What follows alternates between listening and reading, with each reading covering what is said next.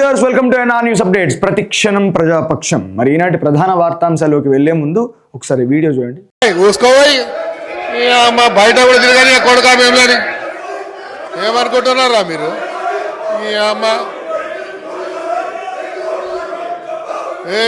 తోలు తీస్తా కొడుక, ఒక్కొక్కది తోలు తీస్తా, ఒక్కొక్కది చెప్తున్నా తోలు తీస్తా. ఏమరే బయట కూడా తిరగని అని చెప్తున్నా నేను. ఇవి గౌరవప్రదమైనటువంటి స్థానంలో ఉన్నటువంటి ప్రజల చేత ప్రజాస్వామ్యబద్ధంగా ఎన్నుకోబడ్డటువంటి ఒక ఎమ్మెల్యే అసెంబ్లీ సాక్షిగా మాట్లాడినటువంటి బూతు మాటలు, అన్పార్లమెంటరీ వర్డ్స్, పరుషమైనటువంటి పదజాలం. ప్రజల చేత ప్రజాస్వామ్యబద్ధంగా ఎన్నుకోబడ్డటువంటి నాయకులు, లక్షలాది మంది ప్రజలు, కోట్లాది మంది ప్రజలు, చిన్న పిల్లల నుంచి పెద్దవాళ్ళ వరకు టీవీల ముందు కూర్చొని అసెంబ్లీలో ఏం జరుగుతూ ఉంది, ఏం చర్చ జరుగుతూ ఉంది, ఏం నిర్ణయాలు తీసుకోబోతా ఉన్నారు, జాబ్ క్యాలెండర్ గురించి ఏం ప్రకటన చేస్తూ ఉన్నారు, రైతుల రుణమాఫీ గురించి ఏం ప్రకటన చేస్తూ ఉన్నారు. ఇప్పటికే బీఆర్ఎస్ ప్రభుత్వం రాష్ట్ర జీడిపిలో 29% అప్పు తీసుకోవడానికి అవకాశం ఉంటే అంతకు మించి 35% అప్పు తీసుకున్నది.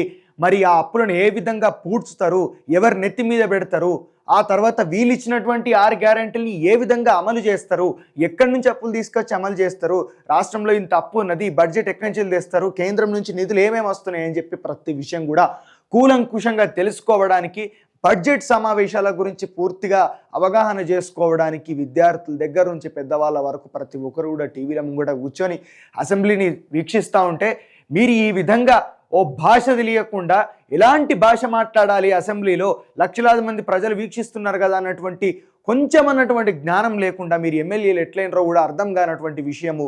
నిజంగా కొద్దిగానన్నా బాధ్యత ఉండాలి, కొద్దిగానన్నా కొంచెము ఇంగిత జ్ఞానం అనేది ఉండాలి. ఈ విధంగా ఆయన మాట్లాడితే సీఎం గారు దాన్ని సమర్థించడం ఇంకా దారుణమైనటువంటి విషయం. కాంగ్రెస్ నాయకులు దాన్ని సమర్థించుకోవడం ఇంకా దారుణమైనటువంటి విషయం. ఈ అమ్మ అంటవా అసెంబ్లీలో, నా కొడకల్లారా అంటవా? ఏం భాష అది? అసలు ఇది మంత్రులు, ఎమ్మెల్యేలు యూజ్ చేయవలసినటువంటి భాష. అది అసెంబ్లీలో అధ్యక్ష అని చెప్పి మీరు గౌరవంగా పిలుచుకునేటటువంటి అధ్యక్షుడు కూడా, మరి స్పీకర్ కూడా కనీసం దాన్ని ఆపే ప్రయత్నం చేయలేదు, ఆ భాషను అడ్డుకునే ప్రయత్నం చేయలేదు. ఇట్లా మాట్లాడడం తగదు అని చెప్పి తన ఎమ్మెల్యేకు తానైనా సర్ది చెప్పే ప్రయత్నం చేయలేదు. కనీసం ఆ భాషను రికార్డ్స్ నుంచి తొలగించినట్లుగా ఒక ప్రకటన చేయలేదు. స్పీకర్ సార్ ఎటువంటి సభ జరుగుతూ ఉంది అక్కడ? ఒకప్పుడు ఆంధ్రాని చూసి మనం కాస్త మనది గౌరవప్రదంగా నడుస్తుందిలే అని చెప్పి మాట్లాడుకునేటటువంటి పరిస్థితి ఉండేది. కానీ నిన్న అసెంబ్లీలో జరిగినటువంటి ఆ సంభాషణ ఏదైతే ఉందో అత్యంత దారుణము, అత్యంత హేయము. నిజంగా పార్లమెంట్ ఒక పందులతోటి, అసెంబ్లీ ఒక ఆవుల కొట్టం, గొడ్ల కొట్టం అన్నటువంటి మాటను మీరు నిజం చేస్తూ ఈరోజు ప్రజలందరికీ కూడా ప్రదర్శించారు.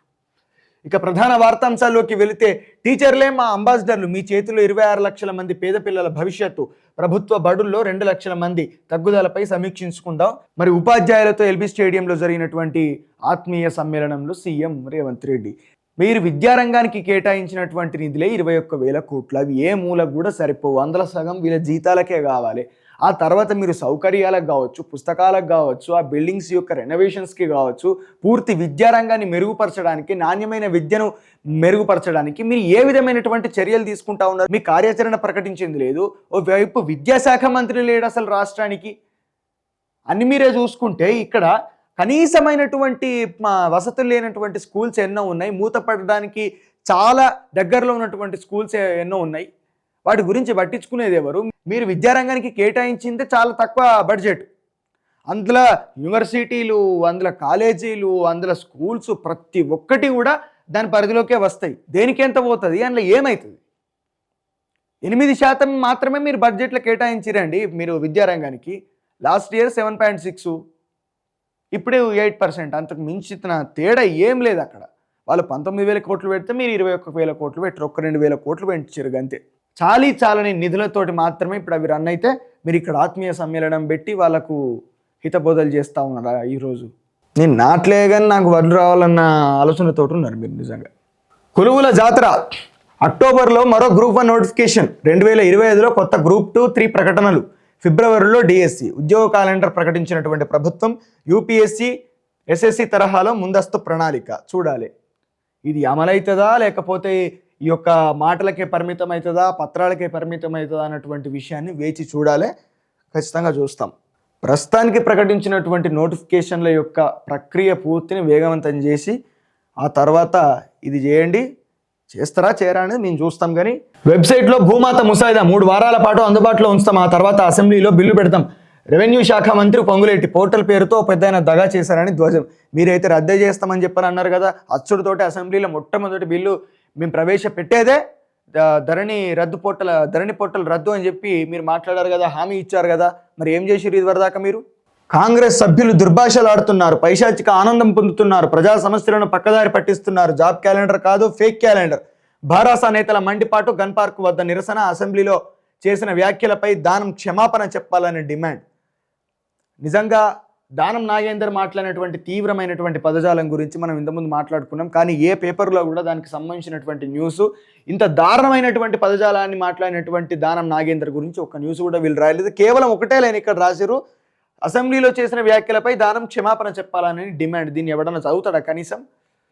ఎందుకంటే ఇక్కడ ప్రతి ఒక్కటి బీఆర్ఎస్ని విమర్శించినప్పుడు కాంగ్రెస్ని విమర్శించాలి, కాంగ్రెస్ని విమర్శించినప్పుడు బీజేపీని విమర్శించాలి.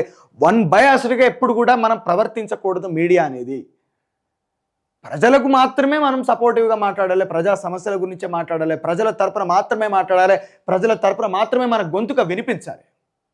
పార్టీల తరపున పార్టీలకు అమ్ముడుపోయి పార్టీల మోచేతి నీళ్లు తాగుతూ మనం ప్రవర్తించకూడదు. ఖచ్చితంగా ప్రతి ఒక్కరి తప్పుని ఎండగట్టే ప్రయత్నం చేయాలి. దుశ్శాసన సభన బీఆర్ఎస్ నేతలారా, మీరు కాంగ్రెస్ వాళ్ళు కావచ్చు, మిగతా ప్రతిపక్షాలు అక్కడ ఉంటే మీరు డైరెక్ట్ సస్పెండ్ చేసి మీ యొక్క బిల్లులు పాస్ చేసుకున్నారు, సస్పెండ్ చేసి మీ యొక్క అసెంబ్లీ సమావేశాలు నడుపుకున్నారు, సస్పెండ్ చేసి మీ యొక్క ప్రతి అసెంబ్లీ సమావేశాన్ని కూడా పూర్తి చేసే ప్రయత్నం చేసిరు. మీరు ఎక్కడన్నా వాళ్ళకి అవకాశం ఇచ్చిరా ఒక్కసారైనా? మీది ఇంకా ఉక్కుపాదం ఉండే కదా, వాళ్ళు మాట్లాడని ఇస్తారు, ఇంకా రమ్మంటారు కేసీఆర్ని.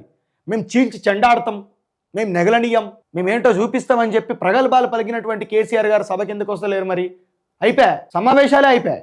రాజధానిలో వరద బావులు, రోడ్లపై నీరు నిలపకుండా చర్యలు, వర్షాలు కురిసినప్పుడు ఫిజికల్ పోలీసింగ్. హైదరాబాద్కు గొప్ప బ్రాండ్ ఇమేజ్ ఇస్తాం, అక్రమాలకు అడ్డుకట్ట వేసేందుకు హైడ్రా. ప్రభుత్వంపై బీఆర్ఎస్ తప్పుడు ప్రచారం, 10 నెలలకు కూడా కాకముందే ఆక్రోశం.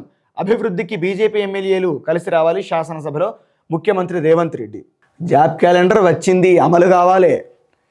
ఇవన్నీ పెద్ద పెద్ద అక్షరాలతోటి వేయాలి, ఇవన్నీ కూడా పెద్ద పెద్ద అక్షరాలతోటి వేయాలి. సమస్యలకు సంబంధించి మాత్రము ఏది కూడా మనం అసలు ఒక్క చోట కూడా న్యూస్ అనేది మెయిన్ ఎడిషన్లో ఫ్రంట్ పేజీలో మాత్రం మనం వేయద్దు. వేస్తే తప్పు అవుతుంది, పాపం తలుగుతుంది, కాదు పోలీస్ కేసు అవుతుంది, మొత్తం ఛానలే బంద్ అవుతుంది. ఏంది అట్టేనేనా? ఒక్క సమస్య గురించి కూడా వేయద్దు, అసలే వేయద్దు. సమస్య అనేది లేదు అసలు రాష్ట్రంలో, సమస్యలే లేవు. వీళ్ళు గొప్పోలు, వీళ్ళు రోజు కనబడాలి. ఈయన గాంధీ, ఆ తర్వాత ఈయన నెహ్రూ, వీళ్ళందరూ కనబడాలి మొత్తం. ఇక సమస్యలు కనబడద్దు, అసలు ప్రజల యొక్క సమస్యలు కనబడద్దు. హైదరాబాద్లో రోజుకు ఒక అత్యాచారం జరుగుతా అంటే అది కనబడద్దు. గ్రామీణ ప్రాంతాల్లో లోపల ప్రజలు పడుతున్నటువంటి ఇబ్బందులు కనబడద్దు. వర్షాలకు ప్రజలు ఏ రకమైనటువంటి ఇబ్బందులను ఎదుర్కొంటున్నారో అది కనబడద్దు. హైదరాబాద్ రాజధాని కేంద్రంగా కొన్ని హత్యలు జరుగుతూ ఉన్నాయి.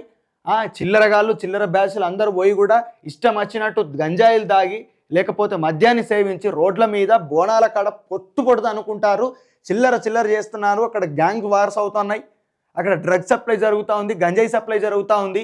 అక్కడ మనుషుల యొక్క ప్రాణాల మీదకి వస్తూ ఉన్నది. మనుషుల యొక్క కాలరెక్కలు ఇరుగుతూ ఉన్నాయి. లక్షల మంది, వేల మంది పాల్గొనేటటువంటి బోనాల జాతరల ఈ దరిద్రపు గొట్టోళ్ళు అందరూ కలిసిపోయి అక్కడ మొత్తం ఒక అరాచకం సృష్టిస్తూ ఉన్నారు. భయాందోళనకు గురయ్యే పరిస్థితులను క్రియేట్ చేస్తూ ఉన్నారు. వాటి గురించి మాత్రం మనం వార్తలు రాయద్దు, వాటి గురించి మాత్రం ప్రభుత్వాలకు కంప్లైంట్ చేయొద్దు, వారి గురించి పోలీస్ వ్యవస్థను విమర్శించొద్దు. భజన చేయాలి మొత్తం కూర్చొని. మొత్తం ఏ పార్టీ అధికారంలో ఉంటే ఆ పార్టీకి భజన చేయాలి, లేకపోతే ఏ పార్టీ మీకు ఒబిడియంట్ ఉంటే ఆ పార్టీకి భజన చేయాలి. అట్లా ఇవి ఈనాటి ప్రధాన వార్తాంశాలు. ఇలాంటి న్యూస్ కోసం లైక్ చేయండి, షేర్ చేయండి, సబ్స్క్రైబ్ చేయండి. Stay tune to NR news updates. ప్రతి క్షణం ప్రజాపక్షం. Thank you.